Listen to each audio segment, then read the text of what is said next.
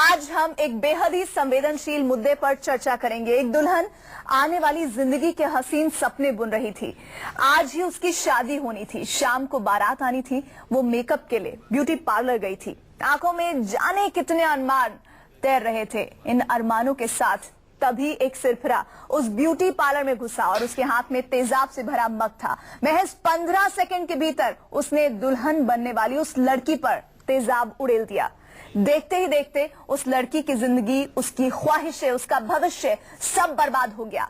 ऐसा क्यों हुआ, कैसे हुआ, इसे जानने के लिए हम आपको उस ब्यूटी पार्लर की सीसीटीवी तस्वीरें दिखाएंगे। लेकिन इस घटना ने देश की आधी आबादी को फिर डरा दिया है, क्योंकि जब भी किसी लड़की पर एसिड अटैक होता है तो उसके शरीर के साथ साथ आत्मा भी झुलसती है। मुंबई में हुए एसिड अटैक में हाल ही में प्रीति राठी की मौत हुई थी। लक्ष्मी जैसी सैकड़ों लड़कियों का दर्द पूरा देश देख चुका है। आज तो लुधियाना में दुल्हन पर हुए तेजाबी हमले ने फिर ये पूछने पर मजबूर कर दिया है कि बेटियां कब तक होती रहेंगी एसिड अटैक का शिकार। कैसे बदलेगी सोच, कब बदलेगा देश, इन तमाम सवालों पर बात करेंगे। लेकिन उससे पहले देखिए सीसीटीवी में कैद दरिंदगी की वो तस्वीर जिसमें तेजाब उड़ेल कर एक दुल्हन की जिंदगी बर्बाद कर दी गई।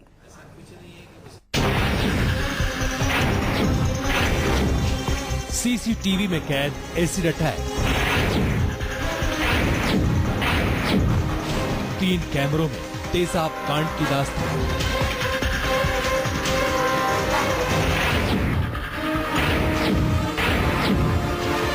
एसिड अटैक की ऐसी सनसनीखेज वारदात आपने शायद ही पहले कभी देखी होगी, जो इस सीसीटीवी कैमरे में कैद हुई है। तेजाबी हमले की ये तस्वीरें देखकर आप सन्न रह जाएंगे।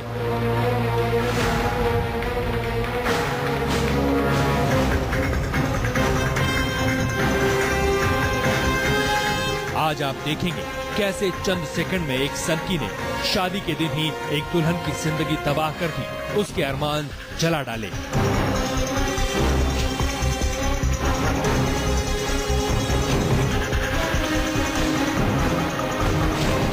लुधियाना के एक ब्यूटी पार्लर में लगे सीसीटीवी की इन तस्वीरों के एक एक सेकंड को गौर से देखिएगा, क्योंकि महज 15 सेकंड में एक सनकी एक दुल्हन के साथ 2 और लड़कियों को तेजाब से झुलसा कर फरार हो गया।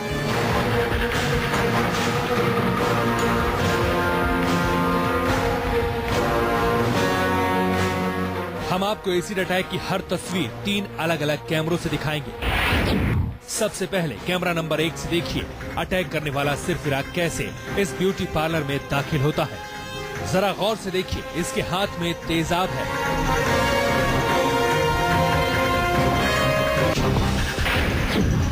दूसरा कैमरा जो ब्यूटी पार्लर के अंदर लगा है, उसमें भी इसकी तस्वीर कैद हुई। देखिए, दरवाजा खोलकर अंदर पहुंचे इस शख्स ने अपना चेहरा नकाब के पीछे छिपा रखा है ताकि अपनी पहचान छिपा सके। ये सिरफिरा हमलावर सुबह ठीक 9:10:35 पर पार्लर में दाखिल होता है। पार्लर के अंदर पहुंचते ही ये उस जगह पर पहुंचा जहां पर दुल्हन बनी लड़की बैठी हुई थी। पुलिस के मुताबिक इसने वहां पहुंचते ही लड़की का नाम पूछा और देखिए उस पर तेजाब डालकर भाग गया।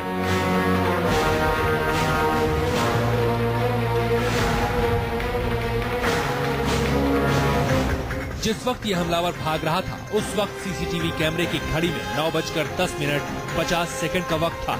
यानी ये सन की महज 15 सेकंड में एसिड अटैक को अंजाम देकर फरार हो गया। लेकिन देखिए, भागने से पहले ये सिरफिरा दरवाजे के पास एक चिट्ठी फेंक कर गया। एक ब्यूटी पार्लर में लड़की पर एसिड अटैक की खबर मिलते ही लुधियाना पुलिस भी फौरन मौके पर पहुंच गई। पार्लर के अंदर का मंजर बयां कर रहा था कि हमला कितना खतरनाक था। पार्लर में पड़े कपड़े तक तेजाब के हमले से झुलस चुके थे। पुलिस के मुताबिक जिस लड़की पर हमला किया गया, उसकी आज ही शादी होने वाली थी। हमले में दुल्हन करीब 50% जल गई है और अस्पताल में भर्ती है। इन्वेस्टिगेशन जारी है, कुछ क्लूज मिले हैं। दोनों फैमिली से हम बात कर रहे हैं। लड़की की आज ही शादी तय हुई है और इस जल्दी मुकदमा ट्रेस हो जाएगा। वहाँ पर 3 लड़कियां थी जो इंजर्ड हुई हैं। एक लड़की जो है जिसकी शादी थी वो 50% से ज्यादा बर्न है। करने वाला है वो एक लड़का है जो सैलून के अंदर एंटर हुआ, लेकिन उसके साथ और लोग भी हो सकते हैं। जिस वक्त सिरफिरे ने तेजाब से हमला किया, दुल्हन बनी लड़की के आसपास पार्लर में काम करने वाली 2 लड़कियां भी मौजूद थीं। वो भी अटैक में जल गई हैं। ये एसिड अटैक इतनी तेजी से हुआ कि किसी को बचने का मौका तक नहीं मिला।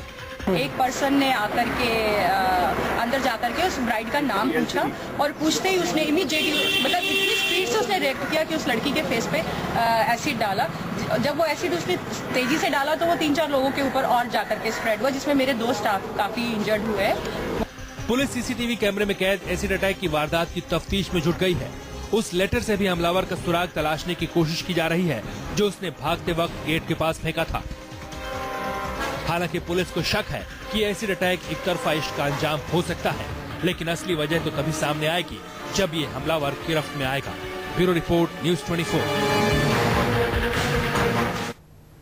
अरमान, ख्वाहिशें, जज्बात और ऐसे न जाने कितने सपने जो ये लड़की संजो रही थी, इन सारे सपनों को बर्बाद कर दिया एक शख्स ने। उसके चेहरे पर तेजाब डाल दिया और वो भी उस दिन जिस दिन वो एक नई जिंदगी की शुरुआत करने जा रही थी, 7 फेरों के बंधन में बंधने जा रही थी। हमारे साथ इसी मुद्दे पर आखिर क्यों हो रहे हैं तेजाब से हमले, आखिर क्यों लगाम नहीं लगाई जा रही है इस तरह के हमलों पर, कहां कानून में चूक है, कहां सुप्रीम कोर्ट के निर्देशों की धज्जियां उड़ाई जा रही हैं, इन तमाम मसलों पर चर्चा के लिए खास पैनल हमारे साथ हैं। टीना शर्मा है सामाजिक कार्यकर्ता, अनु मुखर्जी जो कि तेजाब पीड़ित हैं। 2004 में अनु को शिकार बनाया गया था, तेजाब हमला उन पर किया गया था। वरिष्ठ पत्रकार हमारे साथ हैं, मनीषा जी, साथ ही साथ आभा सिंह हैं, वरिष्ठ वकील हैं। उषा मेहरा हमारे साथ जुड़ रही हैं, रिटायर्ड जज हैं, उनसे भी बातचीत करेंगे कि आखिर ये इस तरह के हमले क्यों नहीं रुक पा रहे हैं। लेकिन शुरुआत अनु मुखर्जी आपसे। अनु, मैं आपसे ये प्रश्न पूछकर आपके जख्मों को कुरेदना नहीं चाहती हूँ, लेकिन फिर भी क्या इस तरह के जब हमले होते हैं तो आप अपने ऊपर जो हमला हुआ था एक बार फिर से उन यादों में चली जाती हैं जिन्हें आप जल्द से जल्द भूलना चाहती हैं? देखिए 2004 में 19 दिसंबर को मैं काम करती थी। मेरे एक सहेली है, लड़का लड़की दोनों भाई बहन है, उसने मेरे ऊपर नौकरी करती थी। सुंदर था, जैसे इस लड़की का भी सोना जैसे दुल्हन को डाला, तो ऐसे ही मेरे साथ ही हुआ। 2004 में जब D2 में मैं जा रही थी शाम को टाइम, तो जलस की और सुंदर कर कमाई को देखे सिर्फ जलसी तो है और कुछ नहीं है। ठीक है, औरत को औरत देख के भी जलस कर रहे हैं। तो मैं ड्यूटी जा रही थी, वो लड़की पहले से एसिड लेके खड़ी थी, भाई बहन ने मेरे को बोला यहाँ नू रुक जा, मैं रुक गई।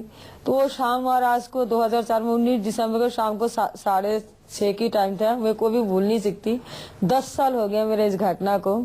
मेरे को उस लड़की ने एसिड डाल दिया तो वही को मेरा पूरा फेस पिघल गया, आंखें सारे पिघल के वही खत्म हो गया। दुनिया अंधकार आ गई।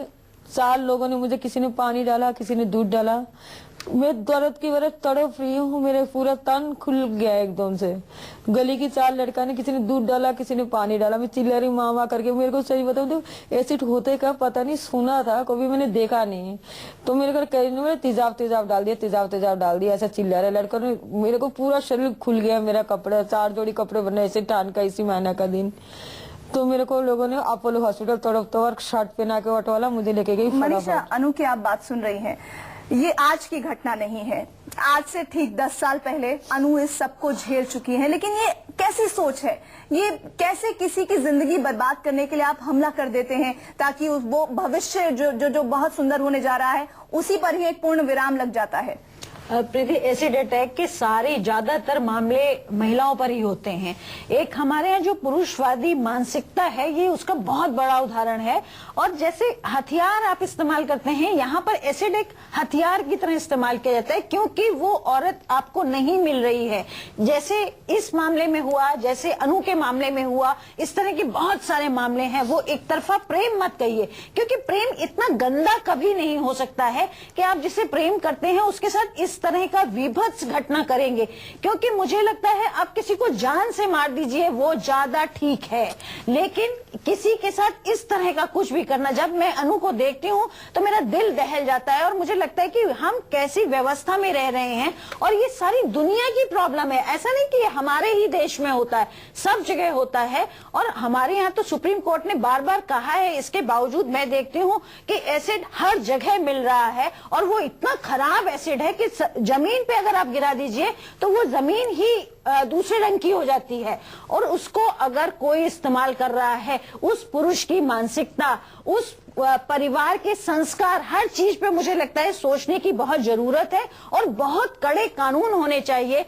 जान से भी ज्यादा जो चीज आपको नुकसान करती है उसे रोकने के लिए, क्योंकि इधर 10 सालों में अनु ने भी सुना होगा ये लगातार बढ़ा है, साल में 2-4 घटनाएं हमें सुनने और को इधर तो मिलती हैं। इसकी जो तादाद है वो लगातार बढ़ती जा रही है। हमारे साथ आभा जी भी जुड़ी हुई हैं। आभा जी, क्या आपको लगता है कि न्याय व्यवस्था आज तक इतनी सख्त नहीं हो पाई है? अगर हम दूसरे देशों की बात करें, पाकिस्तान की बात करें, बांग्लादेश की बात करें, वहां पर हमारे देश से पहले से कानून है और बेहद सख्त कानून है।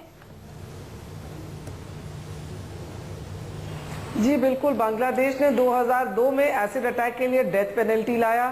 2011 में पाकिस्तान ने 14 साल की सजा की एसिड अटैक के लिए। लेकिन हम इतने पिछड़े कि हमने सिर्फ पिछली साल पहली बार एसिड अटैक को एक आईपीसी के तहत ऑफेंस माना और उसके बाद 2013 क्रिमिनल लॉ अमेंडमेंट एक्ट में 326A अटैक और एसिड अटैक में 10 साल की सजा जो कि लाइफ इम्प्रिजनमेंट तक हो सकती है, और साथ ही साथ 326B जिसमें एसिड अटैक के अटेम्प्ट में भी 5 से 7 साल की सजा की जाएगी। ये तो हमने इस कानून में कर दिया, लेकिन एसिड बेचने पे हम कोई कंट्रोल नहीं ला पाए। अभी सुप्रीम कोर्ट में जस्टिस लोधा ने कहा कि सरकार गंभीर नहीं है, लड़कियां मर रही हैं, लेकिन तब भी आप लोग कोई प्रपोजल नहीं ला रहे हैं। और अभी 31 मार्च 2014 को लास्ट डेट दी है सुप्रीम कोर्ट ने, जिसके तहत हमको एक प्रपोजल लाना है कि एसिड इतने ओपन मार्केट में नहीं मिले। जबकि मुझे लगता है बहुत छोटा काम है, अगर एसेंशियल कमोडिटीज एक्ट में सेक्शन 3 के तहत ये एसिड कंट्रोल पे रोक लगा दे तो अगर कोई बेचेगा और तो सेक्शन 7 में उसको 1 से 7 साल की सजा हो सकती है। अभी 25 रुपए में हाइड्रोक्लोरिक एसिड और नाइट्रिक एसिड मिल जाते हैं, जिससे इन लड़कियों का जीवन बर्बाद किया आप जैसे बोल रही हैं कि जुर्माना होना चाहिए, लेकिन उसकी रकम महज 50,000 है, वो भी निर्देश है। हमारे साथ उषा मेहरा जी भी जुड़ी हुई हैं। उषा मेहरा जी, दिक्कत कहां पर है? क्यों हमारी न्यायपालिका के निर्देश के बावजूद इस तरह के हमलों को रोक पाने में हम लोग नाकाम हो रहे हैं? चाहे हम बात सरकार की तरफ से करें, चाहे हम न्यायपालिका के निर्देशों की बात करें, या फिर हम समाज की बात करें। ऐसे है कि सुप्रीम कोर्ट ने लक्ष्मी के केस में बहुत महत्वपूर्ण डायरेक्शन दी है। पहली डायरेक्शन ये है कि ओवर द काउंटर आप एसिड नहीं बेच सकते। सेलर अगर बेचेगा तो लॉग बुक या रजिस्टर मेंटेन करेगा, उसमें उसकी डिटेल देगा परचेजर की और कितनी क्वांटिटी बिकी है ये देगा। दूसरी महत्वपूर्ण ये है कि उस लड़की को जिसके ऊपर एसिड फेंका है 3 लाख का कंपनसेशन स्टेट देगी, जिसमें 1 लाख 15 दिन के अंदर मिल जाएगा और 2 लाख 2 महीने के अंदर मिलेगा। फिर स्टेट्स को ये डायरेक्शन दी है कि आप सेलर्स को डायरेक्ट करिए कि 15 दिन के अंदर पुलिस को इन्फॉर्म करे कि फला आदमी को मैंने इतना केमिकल बेचा है। केमिकल इंक्लूड एसिड, और जो इंस्टीट्यूशन एजुकेशनल इंस्टीट्यूशन में केमिकल इस्तेमाल होता है उसका भी लॉग बुक मेंटेन हो, और ये इंश्योर किया जाए कि लड़के लड़कियां केमिकल लेके बाहर नहीं आए। तीसरा उन्होंने ये कहा है कि आप आफ्टर केयर रिहेबिलिटेशन उस एसिड विक्टिम की जरूर करेंगे। अनफॉर्चुनेटली लेकिन उषा मेहरा जी, ये सारी बातें जो आप कह रही हैं, ये हम लगातार ग्राफिक्स के जरिए भी दिखा रहे हैं, लेकिन क्या ये सब हो पा रहा है? टीना नहीं, मैं जस्ट ए मिनट। अब कर्नाटका, हरियाणा, पंजाब और बाकी स्टेटों ने सुप्रीम कोर्ट को कहा कि हमने रूल बना रखे हैं जो आपने डायरेक्शन दी है। अगर रूल बने हुए थे तो ये स्टेट का ड्यूटी है बताना कि किसने बहुत बड़ा सॉरी रूल्स तो बने हुए हैं, चाहे हम दिल्ली एनसीआर की बात करें, हरियाणा की बात करें, आप उत्तर प्रदेश की बात कर रही हैं, राजस्थान की, जम्मू कश्मीर, ऐसी कौन सी जगह है जहां पर इस तरह के वाकये रुके हैं? टीना, दिक्कत कहाँ आ रही है? देखिए, पहली बात तो एग्जीक्यूशन बिल्कुल नहीं था। एसिड जैसे इम्प्लीमेंटेशन में आ रही है, बिल्कुल इम्प्लीमेंटेशन में ऐसा ही कह रही हैं उषा जी आप। पर इसमें एक बहुत बड़ी बात है कि देखिए, स्टेट ने अभी पॉलिसी मांगी है केंद्र से कि आप इसके बारे में क्या पॉलिसी बनाना चाहते हैं और आप क्या कर रहे हैं, इसकी एक रिपोर्ट सबमिट कराइए। 21 दिसंबर तक रिपोर्ट सबमिट होनी है।